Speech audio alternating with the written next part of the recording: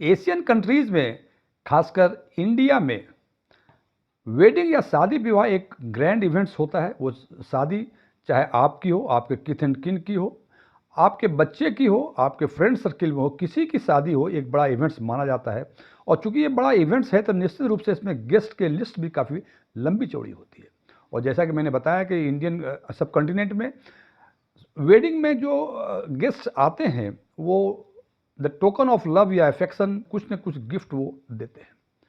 यहाँ तक तो बातें काफ़ी अच्छी लगती हैं कि आप शादी में गए या आपकी शादी है, आपको गिफ्ट मिले, आप प्रसन्न हो गए। लेकिन इनकम टैक्स के प्रोविजंस के हिसाब से जो भी गिफ्ट रिसीवर है वो उसको इनकम ट्रीट करता है। चूंकि इनकम ट्रीट करता है तो निश्चित रूप से उसे कुछ टैक्स लायबिलिटी बनती है।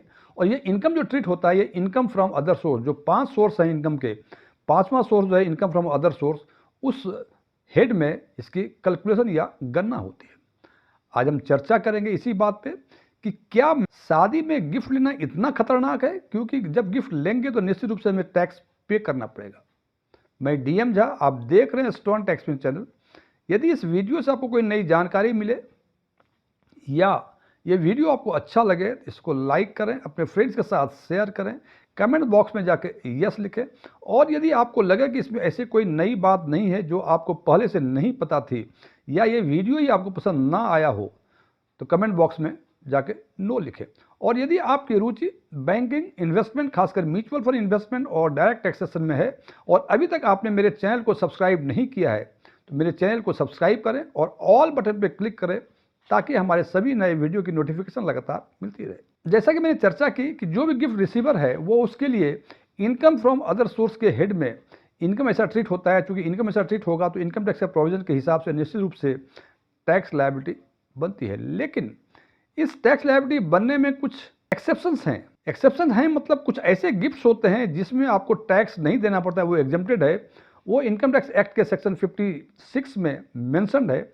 और उस एक्सेप्शन में लिखा हुआ है कि यदि gift receive from the relatives, पहला एक्सेप्शन, यदि आप अपने रिलेटिव से गिफ्ट पाते हैं या कोई आपका रिलेटिव गिफ्ट देता है तो वो गिफ्ट टैक्स एग्जेम्प्टेड होता है, यानी उस गिफ्ट पे कोई टैक्स नहीं देना पड़ता है। अब हमारे सामने समस्या होती है कि रिलेटिव का मतलब क्या। हालांकि रिलेटिव के लिए ये वीडियो नहीं है, लेकिन फिर भी ब्रीफ कर दूं। रिलेटिव का मतलब spouse, parents, sibling, lineal ascendant and lineal descendant, plus इन चारों कैटेगरी जो हैं उसके स्पाउस, ये सारे माने आते हैं क्लोज रिलेटिव्स में या रिलेटिव्स में। इसका मतलब इन लोगों से यदि आपको गिफ्ट मिलता है, किसी भी अमाउंट का मिले, वो गिफ्ट टैक्स एग्जेम्प्टेड होता है, कोई टैक्स उस पर नहीं लगेगा। दूसरी कैटेगरी है gift receive from non relative up to ₹50,000। जो हमने रिलेटिव्स बताया उसके अलावा यदि कोई आपको गिफ्ट देता है और जिसकी कीमत 50,000 रुपये तक है तो उस पर कोई टैक्स लायबिलिटी नहीं बनती है। लेकिन 50,000 रुपये से जैसे ही अधिक होगी आपकी टैक्स लायबिलिटी बनती है। So gift receive from non relatives up to 50,000 is exempted, वो एग्जेम्प्टेड है। तीसरी कैटेगरी है कि gift by way of inheritance और विल, आपके पेरेंट्स या ग्रैंड पेरेंट्स के इनहेरिटेड प्रॉपर्टी जो है वो आपको मिली, आपके हिस्से की मिली, या आपके पेरेंट्स या ग्रैंड पेरेंट्स ने या कोई other than parents and grand parents ने कोई विल लिखा है जिसके बेनिफिशियरी आप हैं, और उस विल के तहत आपको कुछ प्रॉपर्टीज मिलती है। उस प्रॉपर्टी जो आप प्राप्त कर रहे हैं उस पर कोई टैक्स लायबिलिटी नहीं बनती है। फ्रेंड्स, ये ध्यान है, ये जो भी चर्चा कर रहे हैं उस इंस्टेंस की बातें कर रहे हैं जब आपकी इनकम हो रही है लेकिन उस इनकम पे टैक्स लायबिलिटी नहीं बनती, उसकी बातें कर रहे हैं। इसका मतलब ये कतई नहीं होता है कि इस प्रॉपर्टी पे कभी भी टैक्स नहीं लगेगा, यानी जब इस प्रॉपर्टी को आप बेचना चाहेंगे तो टैक्स लगेगा, जिसकी चर्चा हम आगे करेंगे। चौथा क्लास है कि gift received on occasion of marriage, जिसकी चर्चा इस वीडियो में आज हम डिटेल में करेंगे। यदि शादी पे आपको कोई गिफ्ट मिलता है तो उस गिफ्ट पे गिफ्ट रिसीवर को कोई टैक्स नहीं देना पड़ेगा, ये लिखा हुआ है। और ये गिफ्ट का जो फॉर्म हो सकता है, ये फॉर्म हो सकता है कैश, चेक भी हो सकता है, ज्वेलरी भी हो सकता है, या कुछ अदर एसेट्स भी हो सकता है। और ये एग्जेम्पशंस जो मिलेंगे ये ग्रूम और ब्राइड दोनों को मिलेंगे, यानी दूल्हा और दुल्हन दोनों को ये एग्जेम्पशंस मिलेंगे। अब सवाल ये है कि शादी का इवेंट्स तो एक ही दिन होता है, तो किस दिन हम गिफ्ट ब्राइड या ग्रूम को दें जो कि उसके हैंड में ये गिफ्ट नॉन टैक्सेबल हो, यानी एग्जेम्प्टेड कैटेगरी में हो। तो कहता है up to which date. Income tax का प्रोविजन कहता है कि इसका कोई फिक्स टाइम फ्रेम नहीं है, आप शादी के पहले भी और शादी के बाद भी गिफ्ट दे सकते हैं। However, they ought to be linked to the occasion। हालांकि ये जो गिफ्ट दे रहे हैं ये मैरिज ओकेजन से लिंक्ड होना चाहिए। And the intention behind the gift matters, not just the date. और ये डिपेंड करता है, ये आपका इंटेंशन क्या है गिफ्ट देने का, ये इंपॉर्टेंट है। ये इंपॉर्टेंट नहीं है आप शादी के 2 दिन पहले दे रहे हैं या शादी के 5 दिन बाद दे रहे हैं, ये इंपॉर्टेंट नहीं है। आपका इंटेंशन यदि है कि मैरिज के ओकेजन पे आप किसी को गिफ्ट देना चाह रहे हैं, वो इंपॉर्टेंट है। तो कब तक देना है, क्या करना है, इसका कोई हो सकता है 2 महीने पहले दे, 2 महीने बाद दे, 10 दिन पहले दे, 10 दिन बाद दे, लेकिन आपका इंटेंशन होना चाहिए कि उसकी शादी पर आप गिफ्ट दे रहे हैं, तो माना जाएगा कि उस गिफ्ट पे कोई टैक्स गिफ्ट रिसीवर को नहीं देना पड़ेगा। अब बातें हो गई, शादी हो गई, गिफ्ट ले लिया, कोई टैक्स नहीं देना पड़ा। लेकिन खुदा ना खास्ते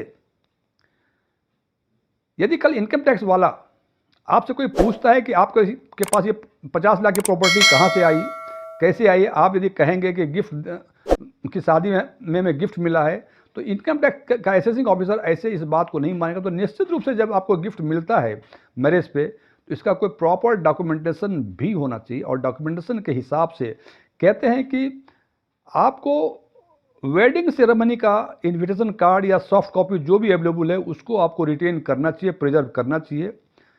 आपके शादी में जो गेस्ट आए हैं उसके गेस्ट के लिस्ट या गिफ्ट रजिस्टर जिन्होंने गिफ्ट दिया है उसका रजिस्टर यदि कोई मेंटेन करते हैं आप रखे हुए हैं, तो उसको रखना चाहिए।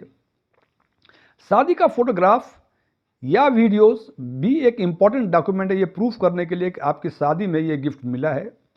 यदि किसी ने कैश का दिया है आपको गिफ्ट, हो सकता है कैश फिजिकल फॉर्म में हो या थ्रू बैंक एंट्रीज हो, तो बैंक एंट्रीज को भी ध्यान रखना चाहिए कि बैंक एंट्रीज आपको हो सकता है कि समय के हिसाब से यदि असेसिंग ऑफिसर्स का डिमांड करे तो आपको दिखाना पड़ सकता है। गिफ्ट के कंटेक्स्ट में कोई ईमेल या कोई मैसेज आपको मिला है तो उसको भी रिटेन करना चाहिए, so that in case of need आप इसको दिखा सकें।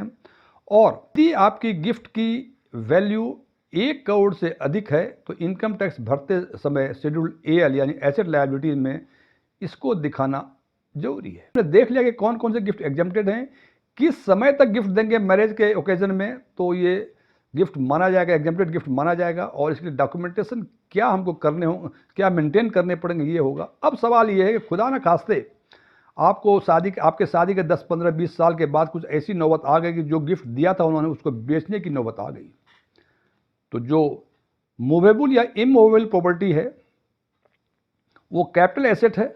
और कैपिटल एसेट यदि आप सेल करेंगे तो निश्चित रूप से कैपिटल गेन का इवेंट्स अकर होता है, और जैसे ही कैपिटल गेन होगा तो टैक्सेशन की बातें फिर होंगी।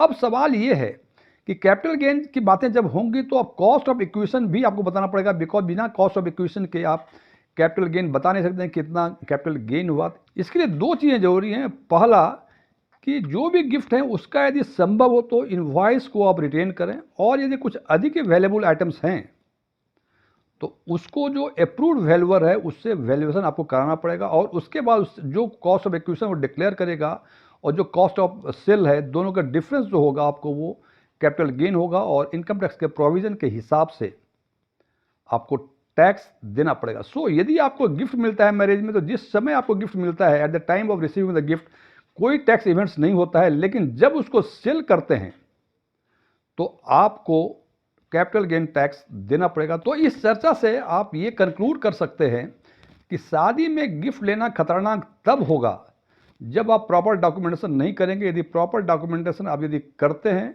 तो शादी में गिफ्ट लेना खतरनाक नहीं है। फ्रेंड्स, ये वीडियो क्लोज करने के पहले मैं कुछ डिस्क्लेमर देना चाहता हूं जो आमतौर पर मैं दिया करता हूं। मैं कोई टैक्स कंसल्टेंट नहीं हूं, मैं कोई CA नहीं हूं, मैं कोई टैक्स प्रिपरेटर नहीं हूं।